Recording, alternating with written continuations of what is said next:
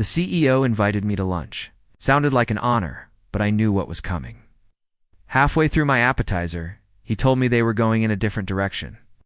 After building the entire tech division from nothing, I was being replaced by the owner's nephew. These things happen, replied with a smile, pretending to be surprised. Nobody realized I had seen this coming for months. My name is Derek. I'm 42, and for 11 years. I've been the backbone of Riverton Manufacturing's IT. You wouldn't know it from our company website or annual reports. I built our network security from the ground up back when we were still using Windows XP and storing passwords on sticky notes.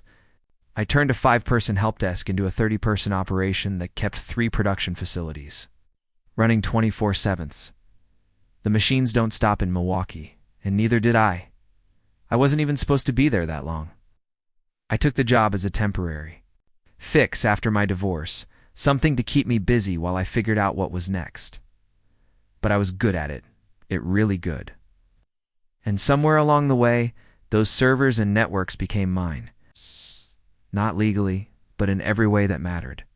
The lunch was at Maxwell's, the kind of place with white tablecloths where executives take clients they want to impress. It's not the kind of place where you fire someone, but Preston Campbell, our CEO, was always about appearances. Yes. Derek, you've been invaluable, he said, cutting into his steak. But we need fresh perspectives. Someone with a vision for where tech is heading. Translation: we found someone cheaper who won't push back when the board makes stupid decisions. Harrison's nephew just finished his master's at MIT, Preston continued. Brilliant kid, specialized in digital transformation. I nodded and took a sip of water. Who's handling the transition? Preston looked relieved that I wasn't making a scene. You'll have 6 weeks, we'll announce it after the quarterly all-hands meeting. Signed the NDA he brought out before dessert, smiled, and shook his hand. I told him I understood that business decisions had to be made. Back at my desk, I noticed my admin credentials had already been downgraded. My name was removed from the leadership team email chain. They decided this before lunch, probably weeks ago. That night, I couldn't sleep. Not from anger, though there was plenty of that. Not from fear about finding a new job, but because of what I had noticed in the server logs 3 months earlier. Small, unauthorized access attempts from an IP address I traced to the executive floor. Someone was poking around in systems they shouldn't know existed, looking at my documentation, my security protocols, and my contingency plans. They weren't just replacing me. They were mining me for everything I knew. I moved to Milwaukee 16 years ago, following Ellie after we got married. I left a good security job in Minneapolis because she got into graduate school here. We were young, ambitious. I figured I'd find something. The divorce blindsided me. 7 years of building a life. Then suddenly, papers on the kitchen counter. We want different things, she said. No fights, no warning signs. Just done. When Riverton hired me, I was sleeping on my brother's couch. They needed someone to patch together their failing network after a ransomware attack. I was supposed to be temporary, but I saw potential. These manufacturing guys knew machines, but not computers. Their entire operation, millions in equipment. Hundreds of jobs was running on outdated systems. One crash away from disaster. I pitched Preston a 5-year overhaul plan. He gave me the budget and let me work. For 3 years, I barely saw daylight. I rebuilt every network, trained the staff, and created backups and failsafes. When the Northeast blackout hit, we were the only facility in the region that stayed online, the board noticed. Preston started bringing me to meetings, and my budget tripled. I hired a team of good people like Vanessa, who became my right hand, and Luis, who could code his way through any problem. We weren't just IT anymore. We were the reason Riverton could promise clients they'd never miss a deadline. Wells, the majority owner, shook my hand at the company Christmas party in 2019. You turned us into a modern operation, he said. We couldn't have expanded without your systems. I thought I'd finally found my place somewhere I mattered. The first crack appeared last September. A consultant showed up unannounced to audit our digital infrastructure. He asked basic questions about systems I had designed myself. When I asked who authorized the audit, he mentioned the executive team and quickly changed the subject. Then my access to board meeting minutes disappeared from the shared drive. Server cleanup, the explanation read. In December, Preston started canceling our weekly briefings with a reasonable excuse every time. At the New Year leadership retreat, I overheard Harrison talking about his nephew's graduation. Brilliant with computers, he said. Silicon Valley companies are fighting over him. I didn't think much of it, I should have. The final sign came when Vanessa told me about a meeting she had been invited to, a strategic planning session I should have led. When she mentioned my name, Preston had changed the subject. Something felt off, she said, like they were planning around you. I brushed it off. Loyal to a fault, my ex used to say. 2 days after the lunch, I stood in the server room at 7 p.m., long after most people had gone home. Quiet hum of machinery had always calmed me. These racks of servers, the blinking lights, the cooling systems, I had selected every component and designed the redundancies. Ow. This was my space. I ran my hand along the edge of the main console. 11 years of my life hidden behind these walls. I turned to find Nathan Blake, Harrison's nephew, standing in the doorway in cut, expensive watch, and casual confidence. He couldn't have been more than 30. Just routine checks, I said. Need something? Getting the lay of the land. He walked in like he already owned the place. Preston mentioned you'd be showing me around soon, did he? Nathan studied the server configuration. Impressive setup. A bit old school, but solid. Old school? I'd upgraded these systems 8 months ago. Your documentation is thorough, he continued. Been reading through your protocols. I have some ideas for modernization. He said it like he was doing me a favor. Looking forward to hearing them. The words tasted like chalk.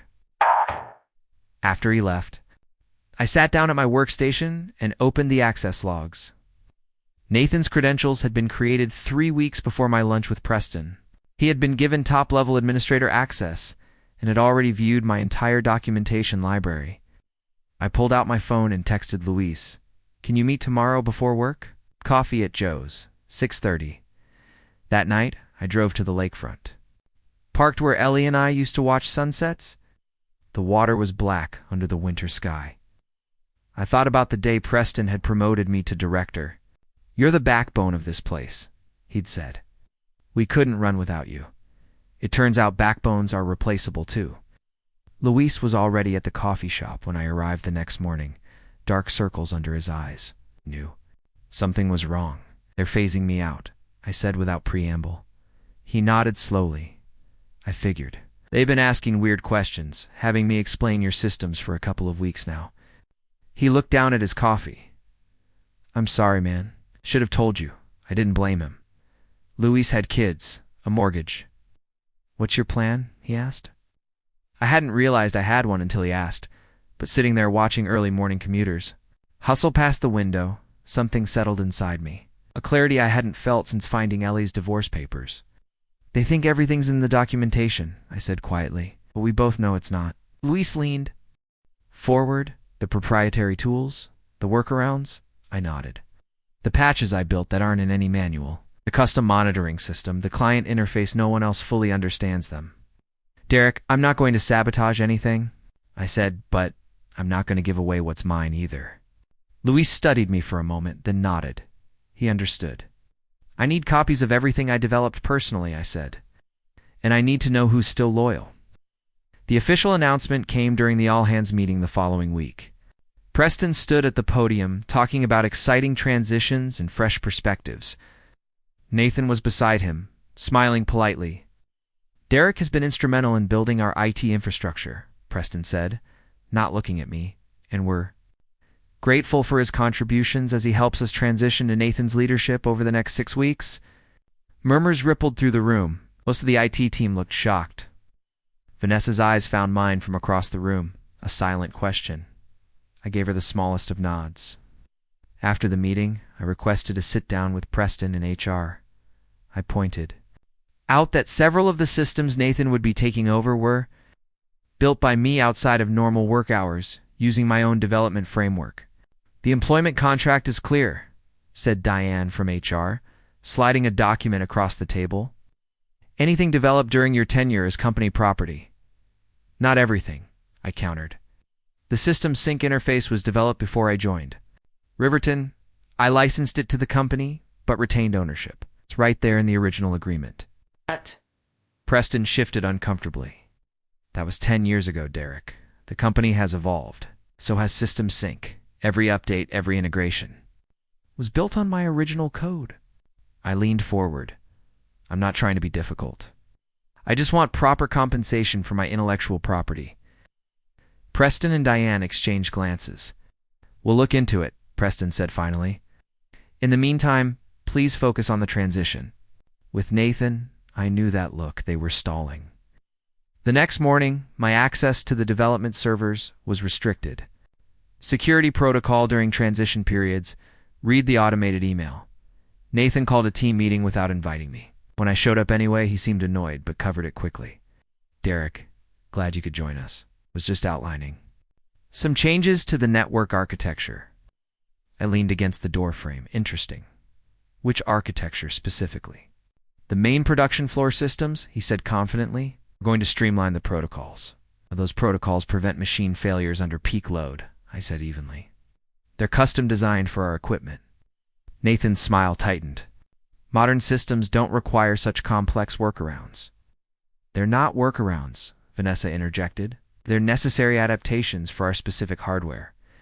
Derek designed them after the 2018 failure. The room fell silent.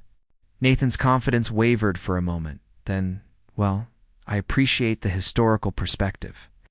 But we're moving forward with the streamlining. He turned to the whiteboard, effectively dismissing me. Later that day, I received an email from legal. The company was asserting full ownership of all systems, including System Sync, citing a clause about integrated technologies becoming company property. They offered me a technology acquisition bonus of $5,000. The real betrayal came the next day. I discovered Nathan had scheduled one-on-one meetings with each of my team members not for transition discussions, but for full job evaluations. He was assessing who to keep. Luis texted me afterward. He asked if your systems were really necessary or just overcomplicated, he said. He was fishing for criticism. That night, I found an email from one of our suppliers in my personal account. They were confused about the new licensing agreement Riverton had sent over one I knew nothing about. I pulled up the document. Preston had signed a deal transferring all my custom supplier integrations to a third-party vendor, Nathan's former classmate's startup. They weren't just pushing me out. They were dismantling everything I'd built and selling it off. When I tried to access the backup servers to retrieve my original code, I found my credentials revoked entirely. Game on. I needed leverage, and I needed it fast. Riverton hadn't just been careless. They'd been calculating. The timeline was becoming clear. Nathan had been brought in months ago, studying my systems, preparing to replace me, while extracting everything I knew. That night, I reached out to Darren Phillips, a network security specialist I had worked with years ago. We met at a diner off the highway, the kind of place executives like Preston would never set foot in. Legally, you're in a tough spot, Darren said after I explained the situation. But there's something that doesn't add up. Why push you out now? The company's doing well. That's what I can't figure out, I admitted. Let me dig around, he offered. Just information gathering, nothing intrusive. 2 days later, Darren called me at 11 p.m. You need to see this. He had found SEC filings showing Riverton was preparing for an acquisition.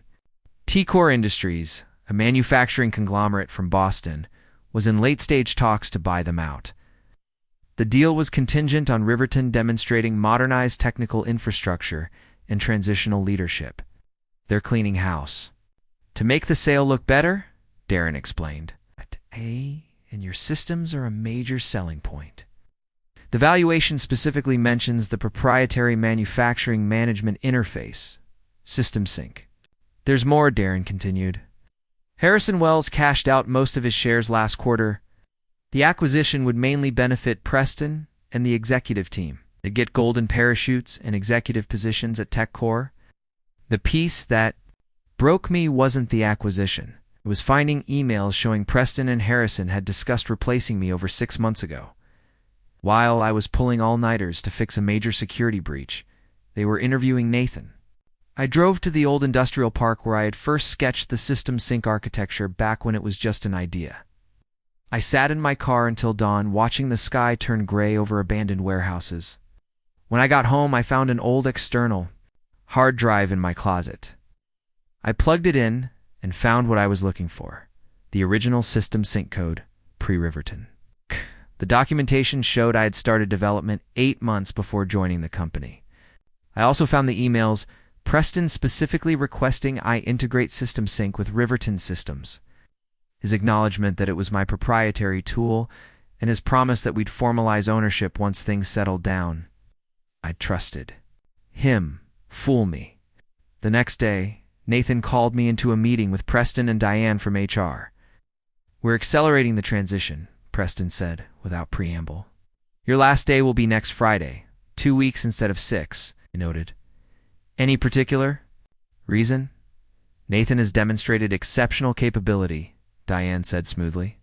"And frankly, Derek, your attitude hasn't been conducive to a smooth handover." I nodded slowly. "I see. You'll need me to complete all documentation and training by Wednesday," Nathan added. "Of course," I replied, my voice steady. "And the ownership of System Sync? Have you had time to review the original agreements?" Preston's expression hardened. "Our legal team has determined that all integrated systems fall under company ownership. The separation package is generous, Derek. I suggest you take it. I'll have my lawyer review everything," I said, standing up. "Don't make this difficult," Preston warned. "It won't change the outcome." As I walked out, I texted Luis, "Plan B tonight." 7 hours later, Luis handed me a flash drive in the parking lot of a grocery store. "Asked for," he said quietly. "Original code bases, deployment logs, authentication keys." I thanked him, then asked, "Why are you helping me?" He looked me in the eye. "Because they think we're all replaceable." I spent the weekend meticulously documenting everything: the original system sync code, emails with Preston, the licensing agreements, the dates proving I had developed the core technology before Riverton. Monday morning, I arrived early and found Vanessa already at her desk, looking tired. "You heard about the accelerated timeline?" she asked. I nodded. "How's the team taking it?" "Not well. Nathan called emergency planning sessions all weekend. He tried to reverse engineer your monitoring system." She lowered her voice. "It didn't go well. Lead alerts from the production floor got missed. Anyone hurt?" "No, but they had to shut down line 3 for 4 hours. Cost about $40,000 in lost production."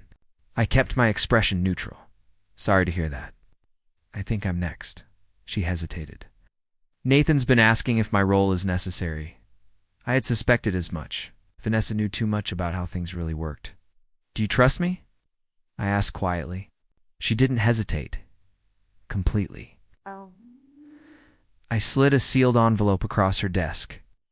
"If anything happens this week, anything unusual up in this, it explains everything."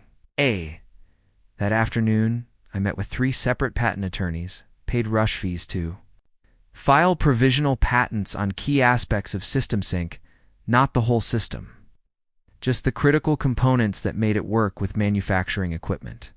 On Tuesday, I completed all the transition documentation Nathan requested and attended his planning meeting, answering questions, politely the model employee. Meanwhile, Darren was helping me set up a secure, off-site server. At midnight, I had transferred all my original code there and created a standalone version of System Sync that would run independently of Riverton's infrastructure. Wednesday morning, I found an email from T-Core Industries in my personal account, an invitation to discuss mutual business interests at their regional office.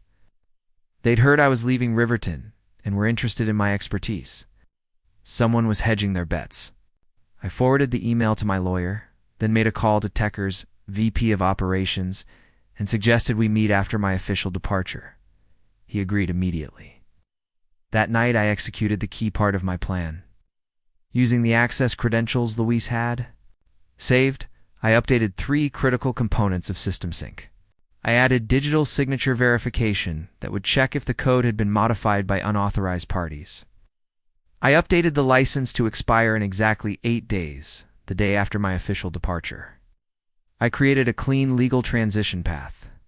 The The system would continue functioning if a proper licensing agreement was signed. Nothing destructive, nothing malicious, just protecting what was mine. On Thursday, Nathan pulled me into his office. "Some of the team members say you've been acting strangely," he said. "Anything I should know about?" "Just focused on wrapping everything up," I replied. He studied me, suspicious. "We're changing all system passwords and access credentials tomorrow, after your departure," he said. "Standard procedure." "Makes sense," I said. "Though it won't affect the core functionality of System Sync." "Meaning just that." "The system is designed to work regardless of admin changes. That's the beauty of it." I could see him trying to decide if I was threatening something or just being informative. He chose wrong. "I think we're good here." He dismissed me. "Legal will meet with you tomorrow for final paperwork." As I walked out, Preston passed me in the hallway, barely nodding. 11 years reduced to that. By midnight, everything was in place. I sent one final email to my private server, verification sequence Alpha 7 complete. The countdown had begun. Friday morning, I turned in my badge, signed the exit paperwork, and declined the celebration lunch Nathan had organized, much to Preston's visible relief. As I walked to my car, Luis called. "It's done," he said. "Nathan just changed all the admin passwords. We're doing a full system review this afternoon." "Thanks for letting me know," I said, keeping my voice neutral. "What happens now?" he asked. "Now we wait." I spent the weekend at home, ignored calls from unknown numbers, and slept better than I had in months. Monday morning at 9:17, exactly when the production floor shifted to peak operation, every instance of System Sync across Riverton's 3 facilities displayed the same message: license expired. Please contact the developer to renew. By 9:20, the first production line halted. By 9:45, all 3 facilities were offline. At 10:30, Preston called me personally. "What the hell did you do?" He was trying to sound authoritative, but I could hear the panic. "I didn't do anything," I replied calmly. "The software license expired. As the developer and owner of System Sync, I'm happy to discuss renewal terms." "This is sabotage," he hissed. "It's standard license management," I corrected him. "Check. The original integration agreement from 11 years ago? Clause 7 specifically states that Riverton was licensing the technology, not purchasing it. Silence on the line. I've sent a proper licensing agreement to your legal department," I continued. "The terms are simple: recognition of my ownership, proper compensation for continued use, and a non-disclosure agreement about the circumstances of my departure." "That's extortion. That's business," I replied. "These things happen." By 3 p.m., their lawyers had reviewed my documentation. By 5 p.m., the agreement was signed. 3 days later, I sat across from Techer's vice president of operations in their downtown office. He slid a contract across the table. "We're still acquiring Riverton," he said, "but we want you to lead the technical integration as a consultant, not an employee." Salary was twice what Riverton had paid me, with full control over my working hours and location. "What about Nathan?" I asked. The VP's expression soured slightly. "Mr. Blake will be transitioning to other opportunities." I signed the contract that afternoon. 2 weeks later, Luis called to tell me Nathan had been quietly removed from his position. The official story was that he'd pursued other opportunities. The actual reason was that 3 major clients had threatened to pull their contracts after repeated system failures. Preston remained CEO through the acquisition, but his role at Tecor was largely ceremonial. No real power, no real team, just a fancy title and an office away from decision-makers. I didn't feel the vindication I expected, just a quiet certainty that I had done what was necessary. The following month, I used my first consulting check to put a down payment on a small cabin near the lake. Nothing fancy.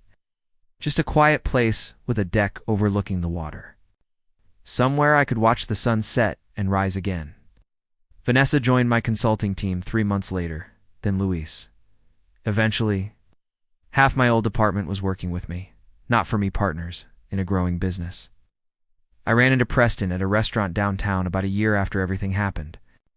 He started to turn away, then stopped and came over to my table. "You won," he said simply. I looked at him, really looked. the strain around his eyes, the slightly rumpled suit. He had aged. It wasn't about winning, I replied, and I meant it. It was about value. Knowing what you're worth. He nodded once, then walked away. I sat there a long time, watching the city lights come on across the river, thinking about systems, the ones we build, the ones we break, and the ones that ultimately outlast us all.